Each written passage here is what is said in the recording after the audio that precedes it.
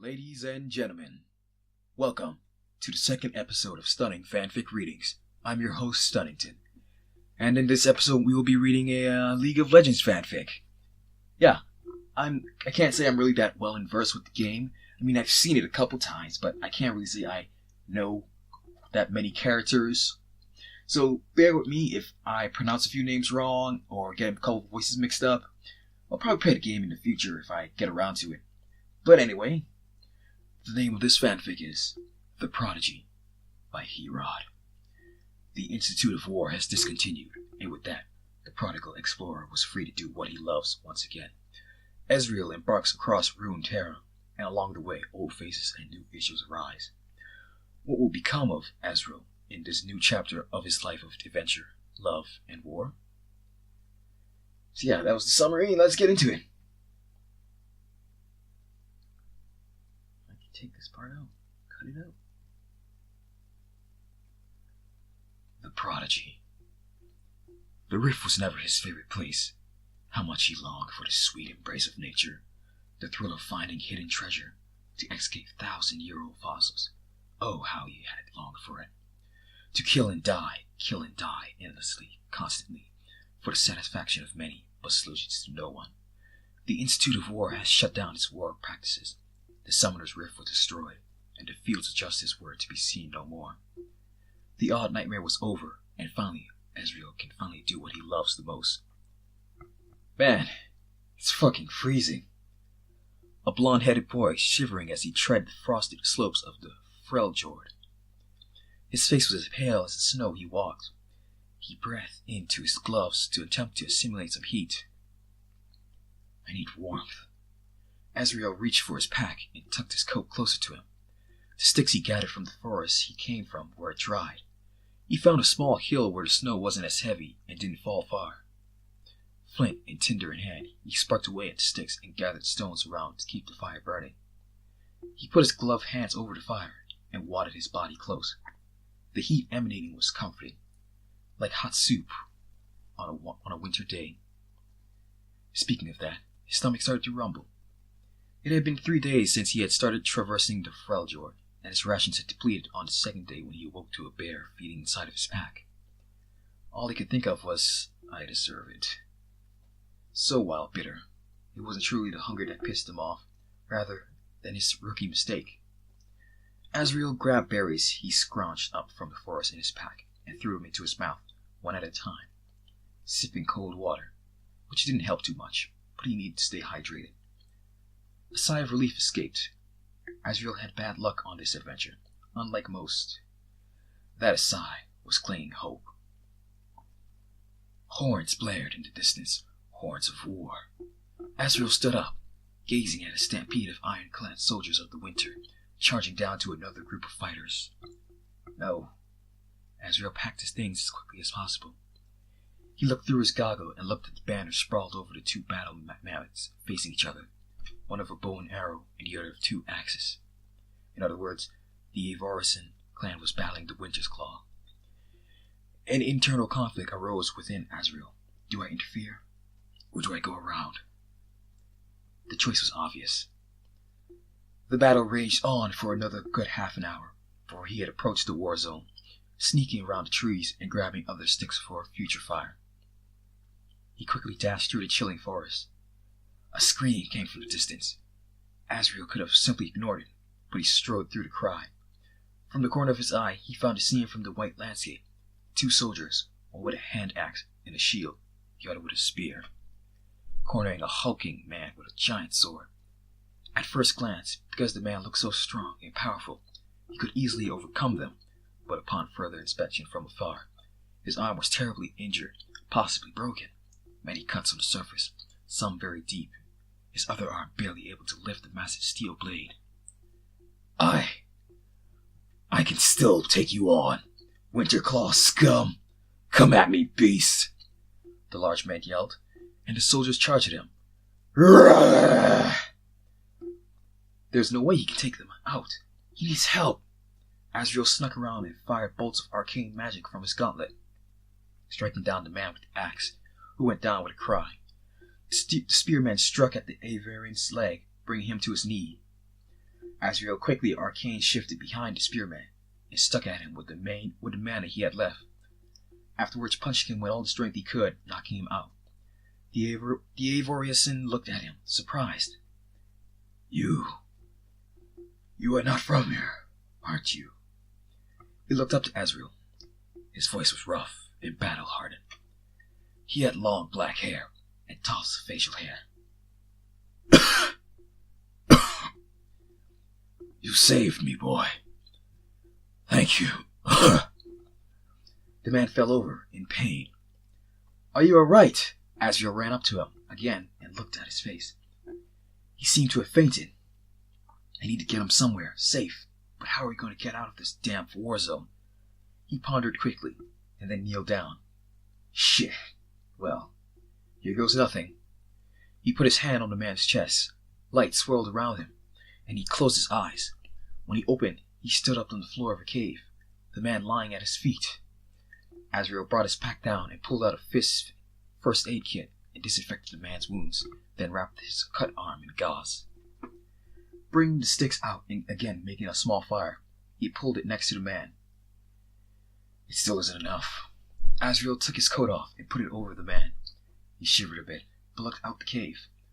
The war zone raged on, but seemed to be dying down slowly. Both sides were beginning to retreat. Azrael sat by the cave, checked himself for wounds, and didn't find any. He sat against the wall of the cave and began to feel tired. He slowly began to fall asleep, yet, when he thought of everything that could go wrong, he opened his eyes again. What if the man dies? What if he wakes up and kills me out of cold blood? Who is this man anyways? He seemed a little familiar. He shook it off, deciding that he can't do anything about but hope he doesn't wake up with a blade in his gut. Azrael slowly closed his eyes. His eyelids parted. Azrael looked up at the ceiling of the room he was in. Surprised, he sat up on the bed he woke on and looked around. He wasn't in the cave anymore, but rather in a fancy-looking room. Out the window was the cold, snowy scenery again. He had been stripped of most of his clothes, but they lay neatly folded to the side of the bed. He decided to put them on and leave the room. Peeking out the door, no one seemed to be around. Waiting for someone to come around would be a pain, so he shut the door and began to look around. He seemed to be in what seemed like a mansion, or a palace even, but the inside seemed more like a large and comfy yet regal-looking cabin. It was relieving. Footsteps sounded at the hall. He ran up the stairs from the main corridor.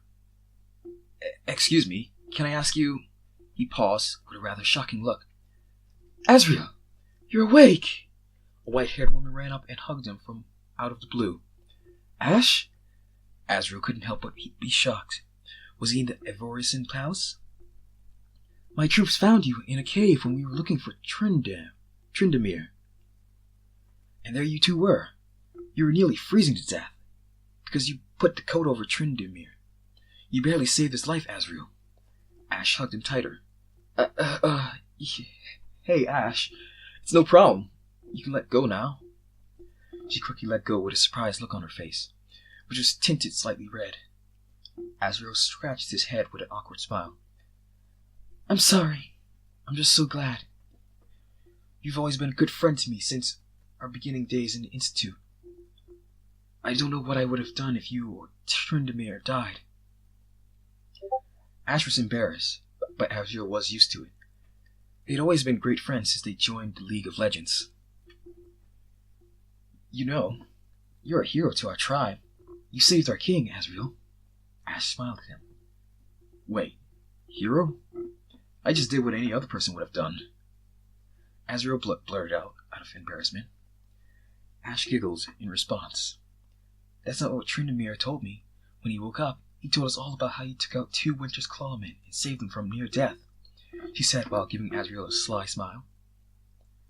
By the way, why are you in the Freljord? She questioned him. Oh, that?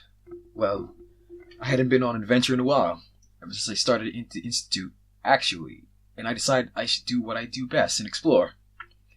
Ash sighed. You really could have died if my men didn't find you. You know that, right? Thanks for that, by the way. Azrael gave out a playful chuckle. Ash couldn't help but to giggle, too. Maybe I'm just a little rusty. Here, follow me. I'll make some hot tea. Ash motioned. That would be great. Asriel sat at a table in the dining room, not to be confused with the dining hall, where clan members gathered to feast after a victorious battle. Ash brought the tea and then sat down in front of Ez. Thank you. She nodded. My pleasure. He took a sip, quickly pulling away from the scalding heat of it, then set it down. So, Ash, how are you in Tryndamere? I don't know. Just a bit curious. I haven't talked to you in a long time, is all, he said, nonchalantly taking another sip of tea. Ash sighed. Well, that whole political marriage thing was to unite our people. We did try it out once. We're still great friends and we lead the clan together. But when we tried the whole love thing, it didn't quite work out. Ash brushed the white hair from her pale face. Asriel laughed again. I guess I'm a bit surprised. Does that mean you're taken by another clan member? What? What are you saying? Ash backed up in her seat and blushed. Nothing. I just thought a woman as beautiful as you would have found someone. I'm sure most of the clan has proclaimed their love for you, am I right? Asriel leaned on the table with his elbow and smiled. Ash gave another sigh, but this one more uncomfortable with rosy cheeks to match. No. Everyone assumes I'm taken by Tryndamere, which he is the strongest of the clan. No one would pick a fight with him, even if it would be for me. But to answer your question, I'm not taken. Asriel looked at her, surprised. Wow, really? That's shocking. You're the same as always, she sighed. The door opened, and came through was the big muscle man himself. His torso was bandaged and his arm in a sleeve. Asriel, there you are. You saved me, boy. I don't think I repay you something like that unless it's my life. Tryndamere's battle-worn, chorusy voice rang throughout the dining room. It's no problem at all. I just did what any would have done. Your Majesty, Asriel said, bowing his head, slightly intimidated. What's with the formality, boy? Just call me by my name. Ha! I'm a king, but I'm not your king. Tryndamere gave a hearty laugh and patted his back with his right free hand. Would you like some tea, Trynd? Ash started, pouring a cup before he could even answer. That'd be fantastic. He took the steaming hot cup of tea and poured it down his throat like nothing. What a frightening, tough man, Asriel thought. About the battle against the Winter's Claw, both sides only seem to have some injured casualties. I believe Sinjuni wants to play it safe for now, which is oddly unlike her, wouldn't you say? Tryndamere mentioned to Ash. Should I not be here for this? Asriel said. No. It's fine. We can't count you as a spy or anything like that. Ash took another sip of tea. Perhaps Sinjuni is finally catching on that peace is the way to solve this mad war. Ha! No way in hell she thinks that. Tryndamere gave another hearty chuckle. There's a huge possibility, Tryndamere. Remember how our last battalion was nearly wiped out? More than half of them fell, and the others retreated. That was our bloodiest battle yet. Perhaps she's finally coming around. Tryndamere rubbed his chin. Perhaps you're right. But Sinjuni of all people? People can change. And they most certainly will when it comes to protecting the people they care for. Ash got up and stretched her arms. I'm gonna go train. Want to come, Asriel? He nodded and gave a quick sure, and followed her out to the cold in front of the barbarian palace. Tryndamere finished his tea and went back to rest. 3 dummies stood upon the courtyard. We haven't had a competition in ages. Let's see who kept their touch, Asriel. Ash took the bow off her back. Oh yeah, you're on. Asriel put his gauntlet on and got his arcane bow ready.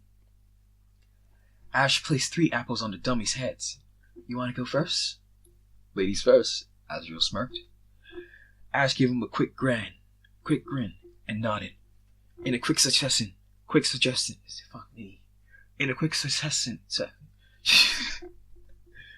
let me cut that part out. In a quick succession, she took 3 arrows away from her quiver and and fired them in a volley, knocking off all the apples square in the middle. She turned and smirked at Azrael. Your turn, big boy. Not bad, not bad. But now it's my turn. He ran up and placed the apples on the dummies' heads. Then Arcane shifted more than 100 meters away to the side of the dummies, lining them all up. Ash looked around and spotted them. There's no way you can hit all 3 of them with one shot. You're crazy. Ash yelled out to him in the distance. She only heard an echo of him yelling, "Watch me!" Before light gathered at his bow, a giant array of arcane energy shot down in a line, straight towards the dummies. When it had passed, it didn't knock the apples down, but instead clipped the stem of the top of the apples with perfect accuracy. Azrael Arcane shifted back to the dummies. All he could do was smile at Ash's dumbfounded face. How? Ash stared at him in awe. Why are you so surprised? I'm a prodigy, after all.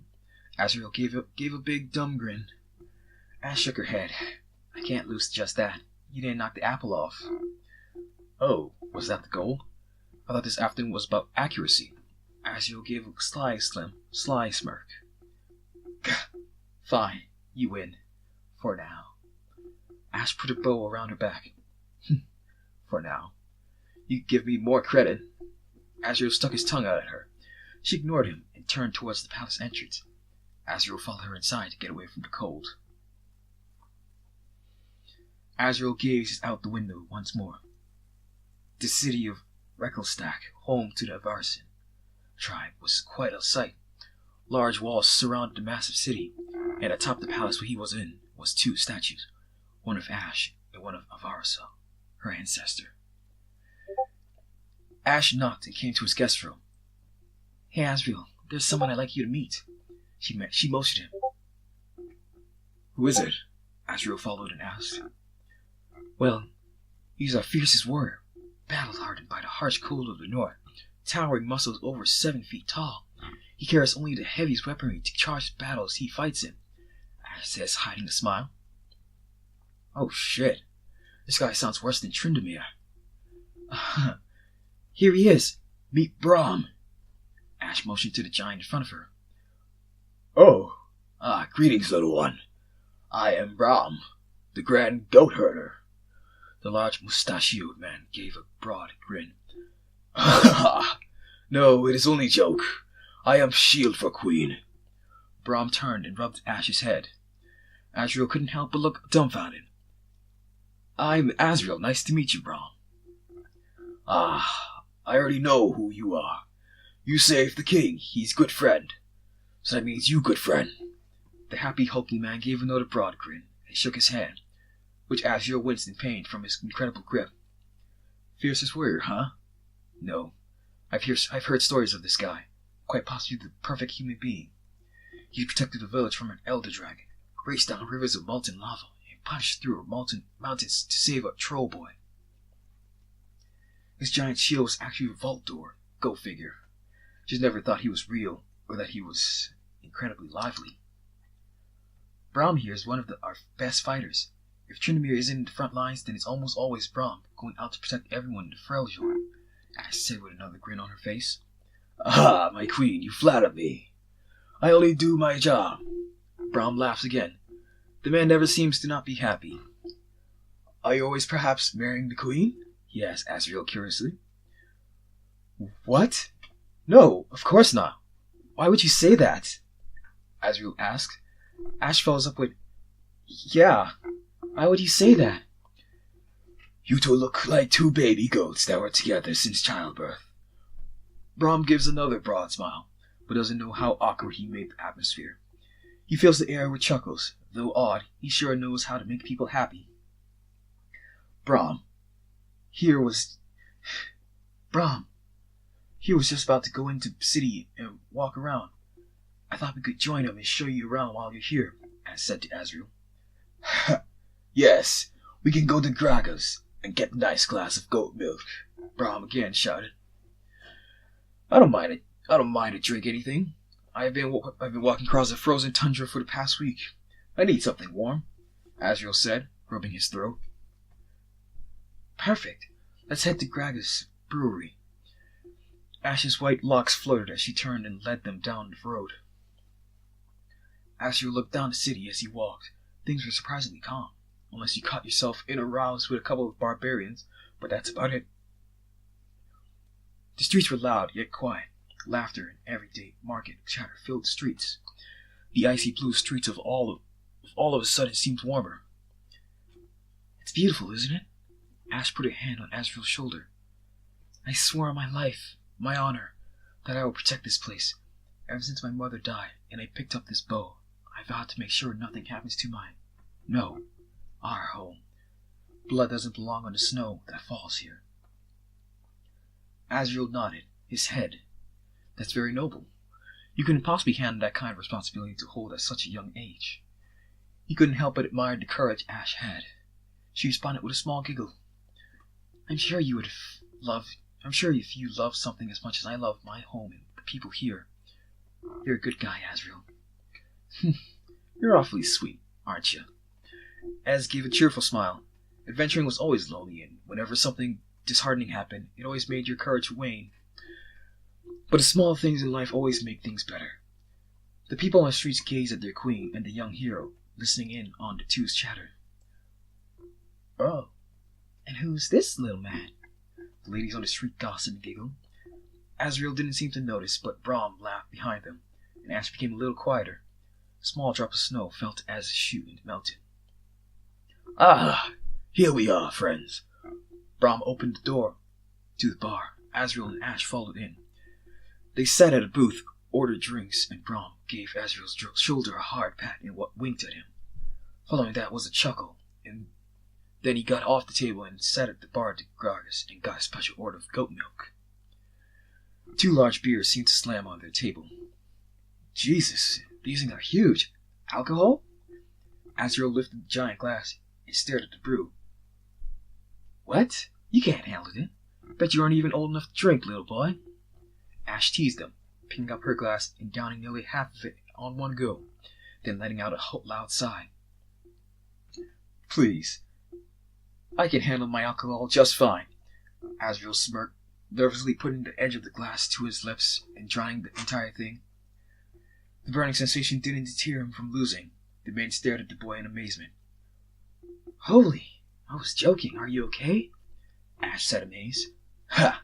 And you said I couldn't handle my drink. Asriel gave a confident grin, followed by a loud burp. Claps were heard from around the room by most of the men. Ash couldn't help but laugh. You're absolutely crazy. Hey, Gragas, bring me 2 more. She held up her fingers while drowning the rest of her glass, then slammed the empty glass on the table. The queen is Splash today. Ha ha ha! People in the crowd cheered with drunken smiles. Gragas plopped 2 more to the table. You're out of your mind if you think you can outdrink the queen. She's got more stomach than me, the fat man said, giving a challenging wink. A hearty yet heavy laugh, and then waddled off to prepare more alcohol. Ash and Asriel smirked and glared at each other. Cheers! 99 bottles of beer on the wall, 99 bottles of beer. You take one down, you pass it around, you got bottles of beer on the wall. Asriel's eyes seemed to be heavier than they have ever been. He gave a few coughs and looked up at the table, which empty mugs filled and made an opening for Ash's head. He shambled over to her and put her hand on her shoulder and shook her. Hey, wake up. Az closed his eyes and his head was pounding, and slowly leaned over and pinched her cheek. Wakey, wakey. Asriel? Ash lifted her head up to him. Asriel's face was really close to hers, and his eyes shot open in surprise. And sorry. I'm just tired. He tried to laugh it off, but that shook seemed to wake him up a little bit. Ash seemed embarrassed as well, as she turned away slightly, but stood up. Well, you hold your drink pretty well. Can't remember the last time I drank with you, Ash said, smirking. There must be a reason you didn't remember then. He smirked back. I'll drink you another at the table again, scrub. She stuck her tongue out. Bring it. The ground below their feet shook. A heavy earthquake? Sounds like what seemed to be a charging army was heard outside. Ash's eyes shot open. This isn't helping any hangovers, Asriel said in a moment. Asriel, come with me. Ash grabbed his hand and ran out the bar, unsheathing her bow. Clansmen and women were rushing towards the entrance of the city. They followed and climbed up to the large, frosty gate. Siege weapons lay out and battle-ready warriors stood outside the great city. At the lead were champions he had seen all too many times. Sejuani led the charge and followed her with some of the most savage inhabitants of Feljord. Tryndamere had approached the grand gate as well. What are these mongrels doing? Tryndamere boomed. You're to pick another fight, pig. I'll slaughter you and the rest of them if you take another step. Sejuani ignored him and approached the gate. Ash, you understand why we are here, do you not? She yelled out in an agitated voice. Your pointless civil war on us only hurts the people of Feljord further, Sejuani. Ash yelled out with her bow at the ready. Sejuani's boar grunted from beneath her. I despise on the grand set scale, scum. But that is not why we are here. Ash looked puzzled. What do you mean? Sejuani threw an object up to the high rise of the walls. Ash caught the object and looked at it. A crystal of ice, dark, black frosted, covered it with a faint glow from the inside. What does this mean, sister? Ash said. Her boar snorted once more. Do not call me that. Do you know not of this epidemic across the northern Feljord? Epidemic? Is it spreading? Ash became suddenly alarmed. Nearly half this north is becoming consumed, and trolls are rising. So you do know of it. Sejuani raised her voice. Hold your tongue, swine. Tryndamere raised his blade over the castle walls. The roars of the opposing faction was heard. Wait, Ash. Let me see that crystal. Asriel inspected a dark, sickly crystal. It was deceivingly cold and had a powerful, evil aura. Sejuani, I'll give you a chance. Allow us to talk of a solution. Ash shouted out. Give me a chance? A chance for what? Your heads could be laid on pikes by sundown. Sejuani lifted her mace. However, she just as quickly dropped it and took a deep breath. Grant me access to your city, and we will talk for a solution. Try anything funny, and your city will be rebelled by the morn. Open the gates. Ash walked down the steps of the wall. Asriel still inspecting the crystal, followed with Tryndamere. Olaf, Volibir, you take care of Bristol, and tell the clan to set up camp. She hopped off her boar and took off her armor and mace. Are you sure about that, Chief? What if they pull something? Olaf questioned. Olaf, you should have known, of all people, that I am not afraid of death. If death were to take in me, blood would be spilled across this tundra, and I expect you to heed that. Sejuani turned back towards the rising gate. Her surprisingly beautiful body walked toward the grand city of Ragelstock. Olaf held his tongue. Sejuani nodded to Ash. Tryndamere slowly walked alongside her as they walked to the palace.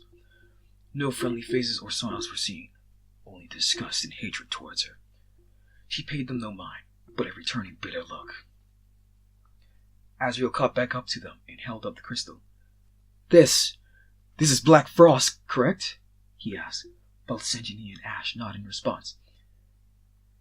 It taints this ice and ruins the snow. No life found near, except monsters and corrupted beasts. Sejuani replied. Black frost is an extremely rare substance and has only been accounted for once, many years ago, here in Feljord, if I'm correct. Where does this come from? Asriel was piqued with curiosity. Sejuani snorted, and Ash gave a small grin. Who are you, boy? Sejuani looked at him. She wasn't much taller than him, but still seemed to be looking down. As he just seemed half as strong as she, Asriel finally looked up at her face, which was surprisingly pale and freckled, yet was beautiful and emanated strength. Ah, you're that boy who flings magic around like it's a toy. I remember you from the Rift. She gave an agitated but cocky grin. I'm probably older than she is. Well, that's me. Yeah, nice to meet you. Az replied, a slight agitation in his voice. You shouldn't get too familiar with her, Asriel. Az said with a straight face, walking forward. She's killed many of my clan. Asriel turned previously naive to the bitter stares across the streets of Reckelstadt. He coughed nervously and went back to walking straight. No more words were exchanged until they reached the palace.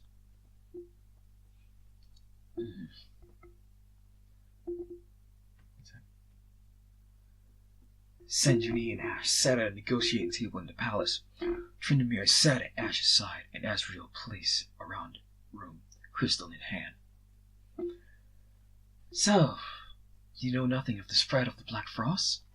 Senjuni questioned. I know as much as you do, if not less, she replied. Also, Asriel, what are you walking around for? He looked at the crystal, then back up. I was just thinking. This has to come from a source. Has anyone ventured deep enough into the north to know where it came from? Anyone we send doesn't come back, Senjini replied. Asriel looked back up in shock. There must be a way to find out where it's coming from. Senjini snorted. What are you even doing out in this flourish, boy? You're far too small to survive here. Asriel closed his eyes and felt a slight rush of heat. He saved my life after that last battle with your men. Tryndamere shouted across the room. You wouldn't need saving if you weren't weak, fool. Senjini taunted. Enough! Ash became irritated. I want a solution and peace, that is all. Asriel cracked his neck. Then why don't you go find the source, Senjini? To give the Avartian a tactical advantage in the war by them sending me on a suicide mission? You jest, weakling. Senjini laughs. You people and your fucking politics. Fine, then I'll do it myself. Asriel tosses the shard of frost on the table. Ash's jaw dropped. You can't. There's no way I'll let you. You won't survive. You think you can impress me by going to kill yourself? Maybe you think you can mate your little queen that way. Senjini scuffed that got up. So, instead, you wait here with your solutions, marching up here for answers and leave with a laugh and no solution. You and all of Freljord will be dead by the end of the week, if what you're saying is true, Asriel said. Senjini frowned. What do you mean? The Black Frost will consume the Freljord. It's spreading at this rate. Trolls and other powerful creatures will invade the clans. I'm going to find the source. The room was silent. Asriel opened the door and left to his room to gather his things. Ash hurriedly followed. You can't do this. You're going to die. Ash grabbed his arm. Ash, Asriel put his hand on her head. You're the queen, and I know that out of all the people in the world, you would sacrifice anything for your people. Am I right? He gave her a warm smile. Ash looked confused still. There's no better person you could find to do this job. I don't mean to gloat, but I am a prodigy. I'll find a way back with a solution. Ash was still for a second, thinking, then nodded. I understand. But it seems like we don't have much time. Senjuni and Tryndamere followed out of the room. What do you suppose we do, Ash? She turned to them. Ready the Horn of Winter. You wish to call Anivia? Tryndamere looked surprised. If what Asriel is saying is true, we must act quickly, and if the trolls invade, we must be ready. We have no time, Ash said. Sister, ready your warband. Do not call me sister. Senjuni walks out and hurries to the outskirts of the city. Asriel, you still change your mind, Ash said, pleading with her crystal blue eyes. Please. He gave her another cocky smile to her with not to worry. I'm the best at what I do. The horn is prepared, servants of the palace called out. Asriel grabbed his coat and packed stuff with survival equipment and rations. Ash walked over to the horn and blew. The sounds resounded across the mountain and rumbled, through the mountains, the shape of a bird flew down. The cryo phoenix descended from the mountains. The very large bird perched itself on the side of the railway. "It is good to see you." Anivia kneeled her head down to Ash. "I know why you call me Avarosa." "Yes, we have no way of getting through the Black Forest to find its source. We need your assistance. Azrael here has volunteered to venture deep in to find its source, but we have no time, Anivia." Ash backed away, leaving Azrael to Anivia. "Ah, so you are the one I believe we met before on the Rift Explorer." Azrael smiled. "Yeah, I quite fond memories those were. Nevertheless, I think we should get going. Is it okay to ride on your back? Sorry, I never really rode on a bird before, so I don't know if it's rude to ask or anything." Anivia let out a motherly laugh. "You are quite strange, little one, Azrael. Climb aboard." She rested one wing to the ground to allow him on. Azrael sighed, then mounted on her crystalline back uncomfortably. Anivia let out a motherly laugh. "You're a strange little one, Azrael." "Oh shit. No." Shoot, right on her. Okay, sorry. Ash was wrought with concern and looked up to Azrael with pleading eyes. "Be safe. If you can't make it, just come back. If you were to die, I don't know what I would do." Azrael gave another reassuring smile and nodded. "You be careful too." "I'll be prepared, Azrael." Anivia prepared. He nodded. "At your will." Sanjuni looked back towards the palace, as she did the rest of the city. She gazed at the great cryo phoenix soar through the air, and a man atop radiating determination for the screech of the bird. "You best come back alive, you fool." End part 1. Oh, fuck. Oh my gosh. My mouth is sore. I was not expecting that for to be that long. I know I made a bunch of mistakes, and I don't want to go back over this audio to look for them. And this is a very long recording, so I'm just going to stop it here. And thanks for listening in. If you enjoyed, leave a like, comment if you want more, subscribe if you like this kind of stuff. Link in the description if you want to read the fanfiction yourself, because this is a bad reading. And if you're into League of Legends, yeah. I'll talk to you later. Bye-bye.